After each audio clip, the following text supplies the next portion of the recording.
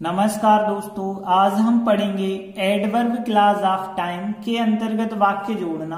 तो adverb clause of time के अंतर्गत जब हम वाक्य जोड़ेंगे, एक तो व्हाइल कंजक्शन से जोड़ना सीखेंगे, व्हेन कंजक्शन से, एज लॉन्ग एज से भी वाक्य जोड़ना सीखेंगे और टिल और अनटिल से भी वाक्य जोड़ना सीखेंगे। और इसके बाद हम अंत में एक महत्वपूर्ण एक्सरसाइज करेंगे, जो कि एक्सरसाइज इस प्रकार से होगी, जो परीक्षा की दृष्टि से बहुत ज्यादा महत्वपूर्ण होगी, क्योंकि इसका एक एक क्वेश्चन परीक्षा में पूछा गया है। तो आप ध्यान से इस एक्सरसाइज को समझना, ताकि इसमें कोई प्रॉब्लम ना जाए, क्योंकि यही एक्सरसाइज आपको परीक्षा में दोबारा पूछी जा सकती है। तो अब हम समझ लेते हैं कि कैसे हम व्हाइल से वाक्य जोड़ते हैं, कैसे व्हेन से, कैसे एज लॉन्ग एज से और टिल या अनटिल से वाक्य कैसे जोड़ना है। तो सबसे पहले हम बात करते हैं व्हाइल की। तो व्हाइल का हिंदी मीनिंग होता है जबकि, उसी समय, जब या जिस समय होता है। तो देखिए यहाँ पे व्हाइल के द्वारा हम वाक्य जोड़ते हैं, तो एडवर्ब क्लॉज ऑफ टाइम के अंतर्गत वाक्य होते हैं। मतलब एक वाक्य जो है दूसरे वाक्य का टाइम बताता है कि एक वाक्य की क्रिया कब हुई है, उस समय पे दूसरी क्रिया कौन सी हो गई या कौन सी हो रही थी। जैसे हम एग्जाम्पल लेते हैं, तो यहाँ पे देखिए एग्जाम्पल है, the girl found the ring, she was sweeping the room. मतलब देखिए यहाँ पे द गर्ल मतलब लड़की को, फाउंड मतलब मिली, द रिंग मतलब अंगूठी। तो लड़की है कोई, उस लड़की को अंगूठी मिली। और कब अंगूठी मिली है, दूसरा वाक्य उसका टाइम बता रहा होगा कि she was sweeping the room, वह कमरे को साफ कर रही थी या झाड़ू लगा रही थी, तो उस समय पे मिली है। तो यहाँ पे देखिए एक क्रिया जो हुई है उसका टाइम दूसरी क्रिया के द्वारा व्यक्त किया गया।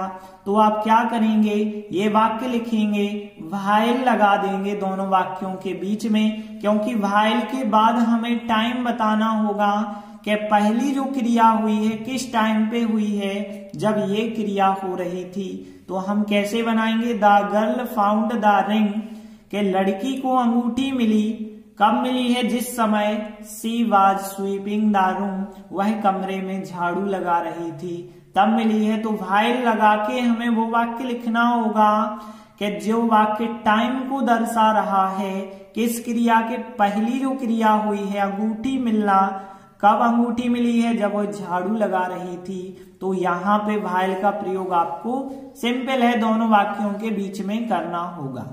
एक और एग्जाम्पल देख लेते हैं। जैसे अगला एग्जाम्पल है, आई हियर्ड मैंने सुना, आ नॉक एक खटखटाहट को सुना, एट द डोर मतलब किसी ने दरवाजे पे नॉक किया होगा, खटखटाया होगा। तो मैंने दरवाजे पर एक नॉक को सुना, और आई वॉज हैविंग अ बाथ, मैं नहा रहा था, एट दैट टाइम उसी समय पे मैं नहा रहा था। तो यहाँ पे देखिए एक वाक्य दूसरे वाक्य का टाइम ही तो बता रहा है कि मैंने जो है दरवाजे पे एक खटखटाहट को सुना, और कब सुना है, जब मैं उस समय पे नहा रहा था तब सुना है। तो दूसरा वाक्य टाइम बता रहा है पहले वाक्य का। तो फिर हमें क्या करना होगा, पहला वाक्य और व्हाइल लगा के दूसरा वाक्य लिखना होगा। लेकिन यहाँ पे ध्यान देना, एट दैट टाइम अब आप नहीं लिखेंगे, क्योंकि व्हाइल का मतलब हो जाता है ना जिस समय। तो वाक्य बनेगा, I heard a knock at the door, मैंने दरवाजे पर एक नॉक को सुना जिस समय, I was having a bath मैं नहा रहा था। अब आपको एट दैट टाइम या दिस टाइम ऐसे वर्ड यदि मिल जाते हैं तो उनको नहीं लिखना है, क्योंकि उनकी जगह अब कंजक्शन वो अर्थ देने लगता है। तो इस प्रकार से वाक्य बन गया, और अर्थ हो गया कि मैंने दरवाजे पर जो है एक खटखटाहट को सुना जिस समय मैं नहा रहा था। इसके बाद अगला कंजक्शन है जिसका नाम है व्हेन। व्हेन का मतलब होता है जब, या तब भी इसका मतलब हो जाता है जिस समय, जबकि बिल्कुल व्हाइल के जैसा है इसका भी मीनिंग, सब व्हाइल के जैसा ही इसका प्रयोग है। आगे हम एग्जाम्पल में समझते हैं। जैसे माई सन रन्स टू द डोर मतलब मेरा जो पुत्र है दरवाजे की ओर दौड़ता है। ही हियर्स वह सुनता है, समबडी नॉकिंग किसी की खटखटाहट को सुनता है, मतलब कोई दरवाजे पे जब खटखटा रहा होगा तो उस खटखटाहट को जब वो सुनता है तो दरवाजे की तरफ भागता है।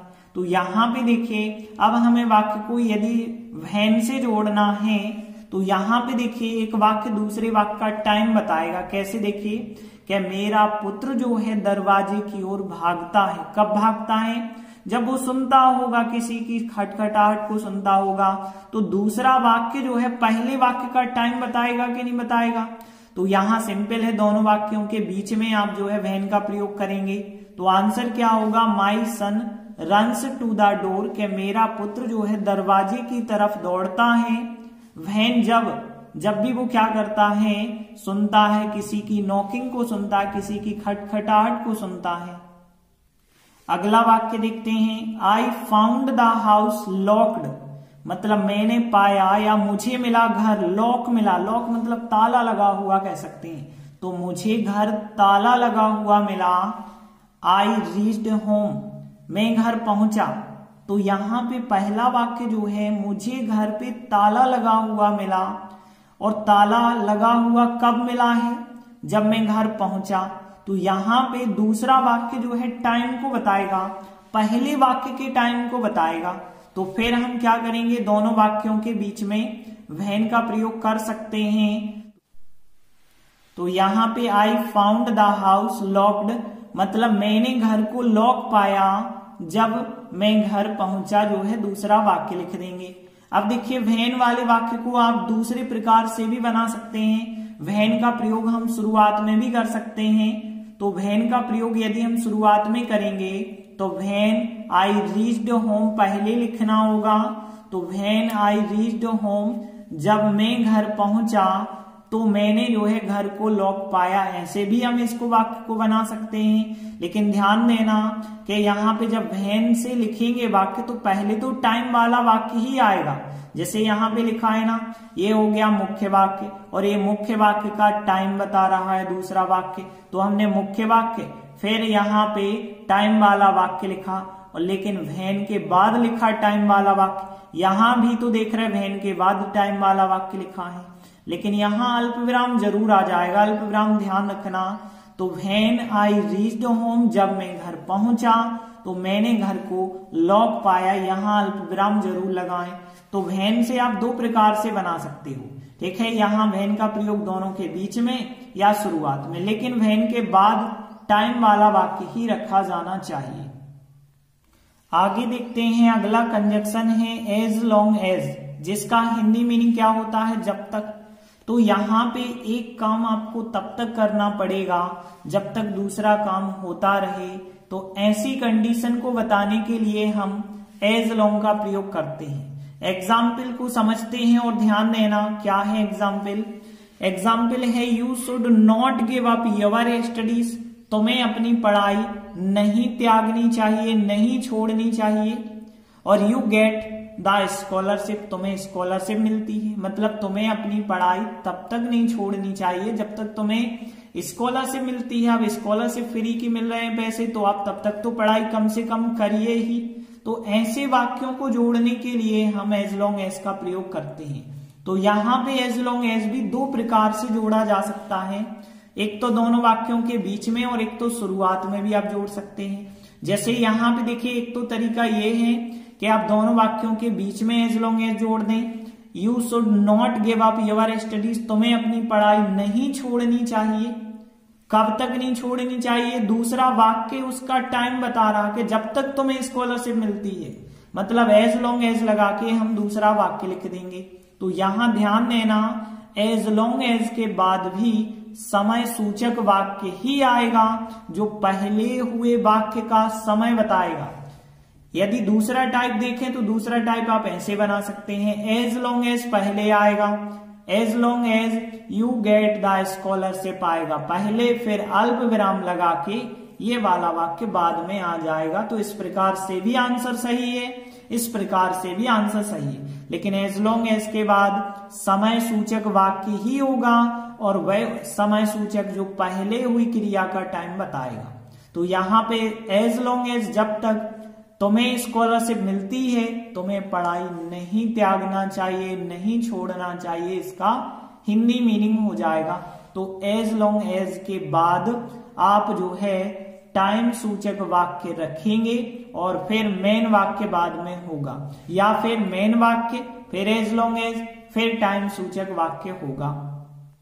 और आगे जब हम एक्सरसाइज देखेंगे तो और अच्छे से क्लियर हो जाएगा। अगला कंजक्शन देखिए टिल अनटिल। देखिए दोनों एक से हैं, इसीलिए हमने दोनों एक साथ लिख के पढ़े। टिल अनटिल का हिंदी मीनिंग होता है तक या जब तक होता है। प्रीपोजिशन भी होते हैं टिल अनटिल और कंजक्शन भी होते हैं। तो यहां जब तक या जब तक की ना होता है इसका हिंदी मीनिंग। और यहां पे भी एक काम आपको तब तक करना पड़ता है जब तक दूसरा काम ना हो जाए, तो वहां हम टिल और अनटिल के द्वारा वाक्य को जोड़ते हैं। जैसे एग्जाम्पल देखिए, यहां ही वॉन्ट लीव दिस प्लेस, वह इस स्थान को नहीं छोड़ेगा। कब तक नहीं छोड़ेगा? जब तक आप उसे प्रॉमिस नहीं कर दोगे कि उसकी सहायता करोगे।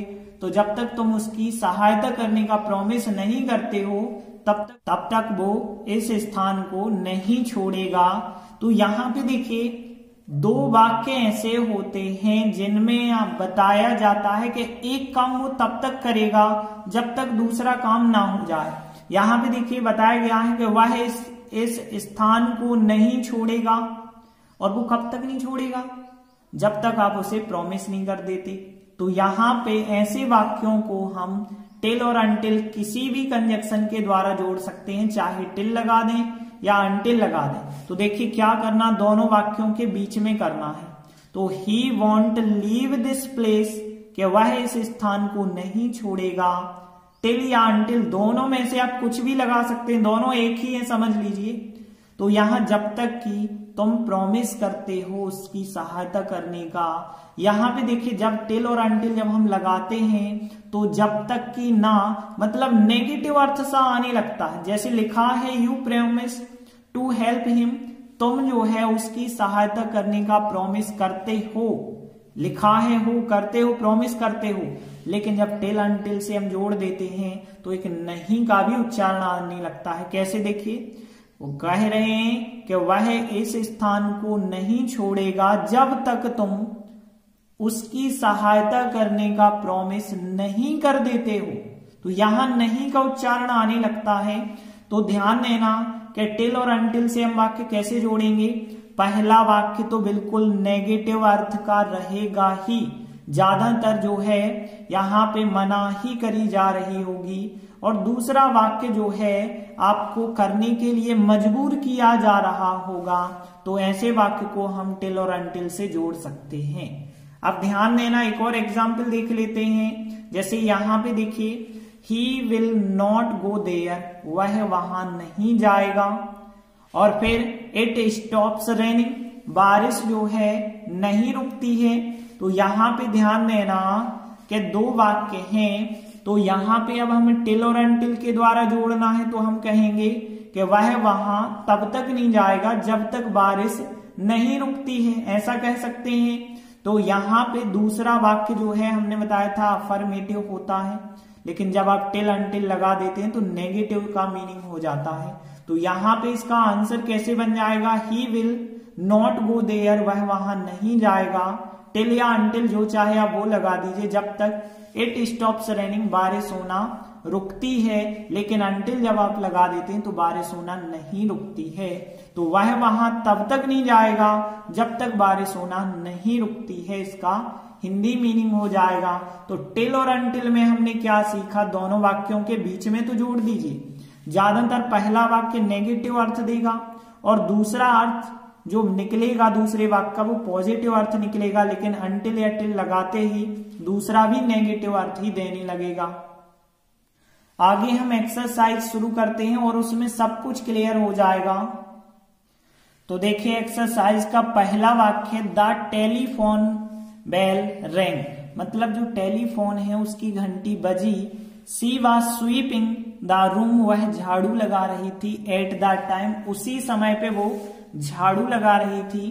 तो इस वाक्य को हमें व्हाइल के द्वारा जोड़ना है। तो हमने बताया था व्हाइल का प्रयोग दोनों वाक्यों के बीच में करते हैं। तो यहाँ व्हाइल का प्रयोग दोनों वाक्यों के बीच में तो होगा, लेकिन at this time, eight that time ऐसे वर्ड आते हैं तो उनको हम हटा देते हैं। तो एट दिस टाइम को हटा देंगे क्योंकि इनका अर्थ अब व्हाइल कंजक्शन देने लगता है। तो यहाँ पे टेलीफोन बेल रैंग मतलब टेलीफोन की घंटी बजी, और कब बजी है? जब वो कमरे में झाड़ू लगा रही थी। तो दूसरा वाक्य पहले वाक्य का टाइम बता रहा है, इसलिए हम दोनों वाक्यों के बीच में व्हाइल का प्रयोग कर देंगे और एट दैट टाइम को हटा देंगे। तो इस प्रकार से आंसर बनेगा द टेलीफोन बेल रैंग मतलब टेलीफोन की घंटी बजी जिस समय वह कमरे में झाड़ू लगा रही थी। अब एट दैट टाइम आपको नहीं लिखना है। अगला वाक्य देखिए, father called me, I was taking food. पिताजी ने मुझे बुलाया, मैं खाना खा रहा था। मतलब पिताजी ने आपको बुलाया, कब बुलाया? उस समय पे हम खाना खा रहे थे। तो यहाँ पे दूसरा वाक्य आपको टाइम बता रहा पहले वाक्य का, तो आपको दोनों वाक्यों के बीच में कंजक्शन का प्रयोग कर देना है, क्योंकि कंजक्शन के बाद आपका समय सूचक वाक्य होना चाहिए। और समय सूचक वाक्य क्या है? आई वॉज टेकिंग फूड, मैं खाना खा रहा था। इस पहले वाक्य का टाइम है ये, तो आपको क्या करना है? इस टाइम के पहले ही तो व्हेन लगाना पड़ेगा। तो फिर सिंपल है, दोनों वाक्यों के बीच में व्हेन का प्रयोग कर देना। तो इस प्रकार से आंसर बन गया फादर कॉल्ड मी और फिर व्हेन कंजक्शन लगा के आई वॉज टेकिंग फूड। देखिए व्हेन और व्हाइल दोनों लगभग एक जैसे ही हैं, तो व्हेन की जगह व्हाइल भी लगा देते तो व्हाइल भी सही था। लेकिन यहाँ आपको कहा जाएगा परीक्षा में कि व्हेन का प्रयोग करना है या व्हाइल का प्रयोग करना है, तो आप इस प्रकार से व्हेन और व्हाइल का प्रयोग करते हैं। अगला वाक्य देखिए, you can work in my room, तुम जो है मेरे कमरे में कार्य कर सकते हो। खालिस्तान यू विश, तुम चाहो। ठीक है, अब यहाँ एज सून एज और एज लॉन्ग एज, तो देखिए एज सून एज तो हम पढ़ चुके हैं। एज सून एज शुरुआत में प्रयोग करते हैं, तो एज सून एज का तो यहाँ पे प्रयोग होगा ही नहीं क्योंकि शुरुआत में। यहाँ एज लॉन्ग एज का प्रयोग हो जाएगा क्योंकि हम बता रहे हैं कि तुम जो है मेरे कमरे में कार्य कर सकते हो जब तक यू विश, जब तक तुम्हारी इच्छा हो, जब तक तुम चाहते हो तब तक आप काम कर सकते हो। तो यहाँ जब तक अर्थ निकलता है तो एज लॉन्ग एज यहाँ पे राइट आंसर हो जाएगा।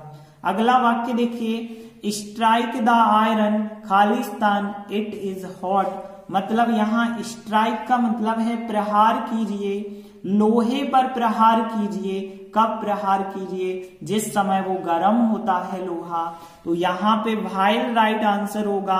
हमने यहाँ एक ही ऑप्शन रखा, व्हेन होता तो वो भी राइट आंसर हो सकता था, यहाँ पे हमने व्हाइल रखा है क्योंकि जिस समय का अर्थ निकल रहा है। देखा होगा कि जब लोहा गर्म होता है तभी उस लोहे पे प्रहार किया जाता है।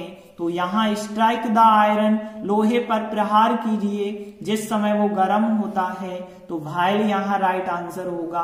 अगला वाक्य देखिए, यहाँ I am here, I am here है पहला वाक्य, दूसरा है यू नीड नॉट वरी और कहा गया है combine the sentence using as long as. As long as का प्रयोग करते हुए दोनों वाक्यों को जोड़ना है। तो देखिए यहाँ पे एज लॉन्ग एज का हिंदी मीनिंग आपको पता है जब तक।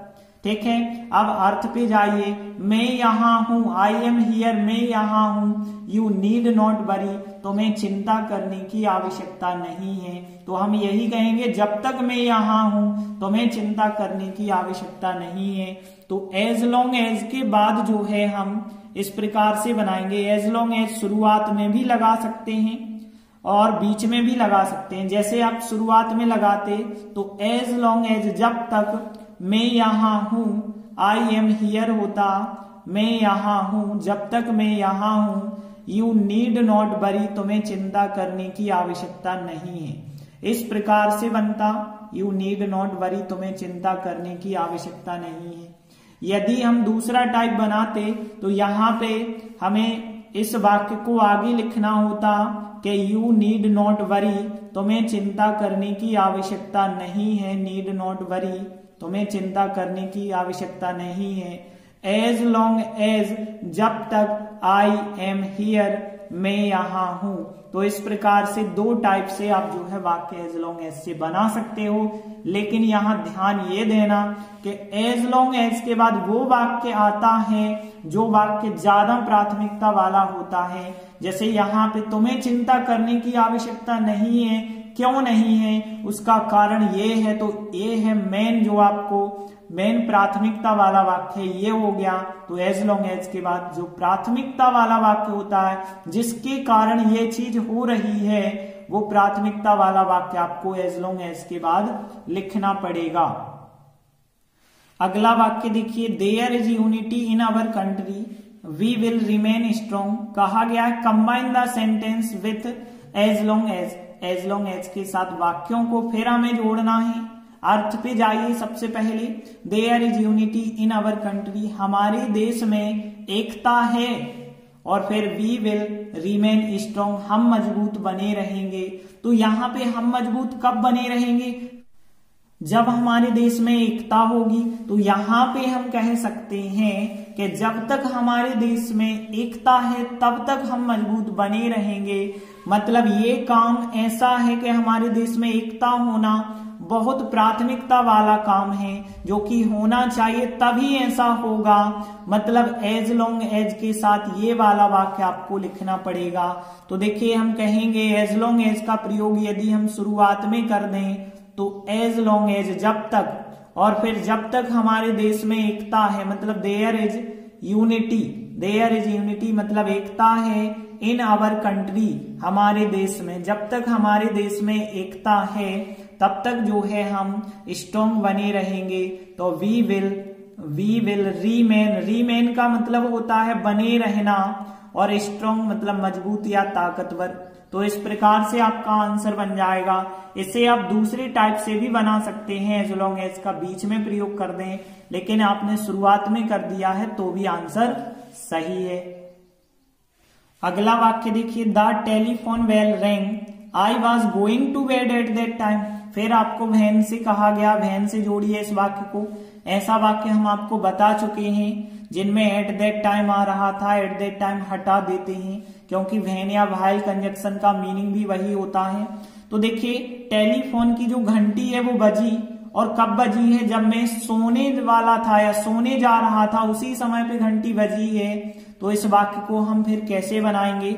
सबसे पहली चीज देखिए, यहाँ दोनों वाक्यों के बीच में हम जो है वैन का प्रयोग कर रहे हैं। तो पहले तो आपको मेन वाक्य लिखना होगा कि मेन वाक्य क्या है, द टेलीफोन बेल रैंग। तो हमने लिखा द टेलीफोन बेल रैंग, मतलब जो टेलीफोन की घंटी है वो बजी। कब बजी है? जब आप जो है कहाँ पे जा रहे थे? सोने के लिए जा रहे थे। तो वैन के बाद हम दूसरा वाक्य लिखेंगे। तो आई वाज, मैं, गोइंग जा रहा था, टू बेड मतलब बिस्तर पे जा रहा था, मतलब सोने जा रहा था, और फिर एट दैट टाइम को आप हटा देंगे। तो इस प्रकार से आंसर बन जाएगा। अगला वाक्य देखिए, the beggar won't go away you will give him some money. Combine the sentence with until. Until का प्रयोग करते हुए हमें वाक्य जोड़ना है। अंटिल में हमने आपको क्या बताया था? ज्यादातर पहला वाक्य एक नेगेटिव मतलब देता है और दूसरा वाक्य अफर्मेटिव तो होता है, लेकिन जब हम अंटिल लगाते हैं तो नेगेटिव जैसा लगने लगता है। यही बताया था ना। तो यहाँ पे देखें हिंदी मीनिंग क्या है कि एक भिखारी है, वो वॉन्ट टू गो अवे मतलब नहीं जाएगा, यहां से नहीं भागेगा। जो भिखारी है वो नहीं जाएगा, और कब तक नहीं वो जाएगा? जब तक आप you will give him some money, जब तक आप कुछ पैसे नहीं उसे दे देते। तो यहाँ पे यदि हम देखें तो ये क्रिया हमें पहले लिखनी होती है। जो नेगेटिव जैसे अर्थ वाली क्रिया होती है उसे हम पहले लिखते हैं, और उसके बाद टिल या अंटिल लगा के दूसरा वाक्य जो पॉजिटिव जैसा होता है उसे हम बाद में लिखते हैं। तो इस प्रकार से आंसर बन जाएगा, the beggar won't to go away मतलब भिखारी नहीं जाएगा, अनटिल जब तक कि तुम उसे कुछ पैसे नहीं दे देते। तो देखिए यहाँ नहीं का अर्थ निकलने लगता है, जब तक कि तुम उसे कुछ पैसे नहीं दे देते। जैसे ही आपने पैसे दिए और वो चला जाएगा। तो यहाँ पे एक क्रिया तब तक आपको करनी पड़ती है जब तक दूसरी क्रिया ना हो जाए। मतलब भिखारी तब तक नहीं जाएगा जब तक दूसरी क्रिया नहीं आप कर देते, मतलब जब तक आप उसे पैसे नहीं दे देते। जैसे एक वाक्य और देखते हैं, प्लीज वेट हियर, कृपया यहाँ पे इंतजार कीजिए। और कब तक आप इंतजार करेंगे? जब तक मैं रिटर्न करता हूं, मैं वापस लौटता हूं। यहाँ पे भी देखिए, यहाँ पे एक काम आपको तब तक करना पड़ेगा जब तक दूसरा काम ना हो जाए। मतलब आपको वेट तब तक करना पड़ेगा जब तक मैं लौट के ना आ जाऊं। जैसे ही मैं लौट के आया और आपका वेट खत्म, ठीक है ना। तो यहाँ पे भी हम अनटिल या टिल का प्रयोग कर सकते हैं दोनों वाक्यों के बीच में। तो यहाँ पे देखिए, प्लीज वेट हियर, पहले करना पड़ेगा ये काम, पहले ये काम हो रहा है। जो काम पहले होता है वो पहले लिख दो। जैसे यहाँ भिखारी नहीं जा रहा था, ये काम पहले था। और फिर बाद में आपने उससे कुछ मनी दी होगी, वह चला गया होगा, तो वो काम बाद में लिखो। ऐसे यहाँ पे है, पहले आपको यहाँ पे रुकना पड़ेगा, प्रतीक्षा करनी पड़ेगी।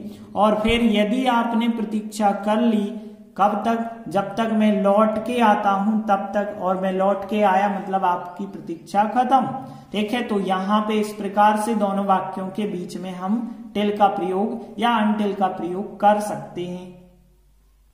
अगला वाक्य देखिए, there is life, there is hope, combine the sentence with as long as. As long as का मतलब जब तक।